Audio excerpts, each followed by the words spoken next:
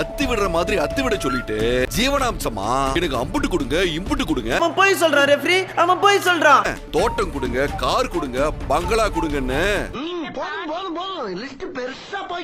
எல்லாத்தையும் கேட்டு வாங்கிட்டு போலான்னு வந்திருக்கா. மாமா கோவம் வந்துருச்சு. இனி அவர் மேல ஒரு அடி பட்டாலும் எரிமலை வெடிக்குண்டா. நான் கூட என்னமோ ஏதோன்னு யோசிச்சேன். சரி, என்ன பண்ணலாம்? எது ஜீவனாம்சமா? பணத்தையும் நலத்தையும் வாங்கிட்டு போறதுக்காக வந்திருக்கேனா? என்னென்ன சொல்றான் பாருங்க. யாருக்கு வேணும் உங்க பணமும் சொத்தும்? உங்க வீட்ல இருந்து ஒரு இம்மி அளவு சொத்து கூட எனக்கு வேண்டாம். இவ்வளவு நேரம் நீ பேசுற பேச்சிலேயே இப்ப சொன்னதுதான் ரொம்ப ஆறுதலா இருக்கு. ஒரு பிடி மண்ணு கூட வேண்டாம். என் வாழ்க்கைய பாத்துக்க எனக்கு தெரியும். கிளியர் ஆயிடுச்சா? ஆள் பார்த்து பேச பழகிக்க. என் புள்ளைய பெத்து எப்படி வளர்க்கணும்னு எனக்கு தெரியும். எல்லாவும் பாத்துப்பா. நீங்க சொல்றீங்களே பெரிய சொத்து சொத்துன்னு, எனக்கு எந்த சொத்தும் வேண்டாம். நல்லா இருப்படா போடா. உன்னெல்லாம் ஒண்ணும் பண்ண முடியாது. உங்க சொத்தை நீங்களே வச்சுக்கோங்க. என் கணக்கு மட்டும் தீர்த்து விட்டுருங்க. என்னடி சொல்ற? நீ என்ன சொல்ற?